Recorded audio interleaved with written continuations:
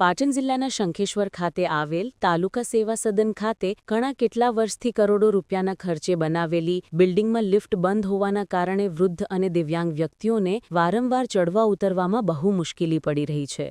જો કે આ તાલુકા સેવા સદનની અંદર કરોડોના ખર્ચે આ બિલ્ડિંગ બનાવી છે। જો કે દિવ્યાંગ વ્યક્તિ, વૃદ્ધ વ્યક્તિ આ લોકોને ત્રીજા માળેથી નીચે આવવા જવામાં ઘણી બધી મુશ્કેલીઓ પડી રહી છે। જો કે આ બિલ્ડિંગ આરએમડી પાટણ જિલ્લા વિભાગમાં આવે છે તો સ્થાનિક મામલતદારે ઘણીવાર જે તે વ્યક્તિનો કોન્ટ્રાક્ટ હતો તે વ્યક્તિને લેટર લખીને લેખિતમાં અને ઘણીવાર રૂબરૂ પણ એ લોકોને જાણ કરી છે। જો કે જિલ્લામાં બેઠેલા આરએમડી વિભાગના અધિકારીઓ જાણે કે ઊંઘમાં હોય એવી વાત તેવી ચર્ચા શંખેશ્વર સ્થાનિક લોકોમાં અને કચેરીની અંદર આજુબાજુ ગામડામાંથી આવતા વૃદ્ધ અને દિવ્યાંગ લોકો માંગણી કરી રહ્યા છે કે તાત્કાલિક ધોરણે આ કચેરીની અંદર લિફ્ટ ચાલુ કરાવવામાં આવે અને જે તે જવાબદાર અધિકારી આ વાતને ધ્યાનમાં લઈને પોતાની ફરજ સમજીને તાત્કાલિક ધોરણે લિફ્ટ ચાલુ કરાવે। જો કે લોકોમાં ચર્ચા એવી પણ થઈ રહી છે કે આ કચેરીની અંદર સીડી ચડતા કે ઉતરતા કોઈ દિવ્યાંગ વ્યક્તિ કે અન્ય વૃદ્ધ અવસ્થામાં મોટી ઉંમરના વડીલો કે અન્ય કોઈ આ કચેરીની અંદર કોઈ ઘટના બને તો જવાબદારી કોની, એવી ચર્ચા લોકોમાં થઈ રહી છે। જો આ લિફ્ટ ચાલુ કરવામાં નહીં આવે તો આગળની રજૂઆત ગાંધીનગર ગૃહમંત્રીમાં લેખિતમાં રજૂઆત કરવામાં આવશે તેવી ચર્ચા સ્થાનિક લોકોમાં થઈ રહી છે। News reporter Dilipsinh Jadeja, Patan Shankheshwar.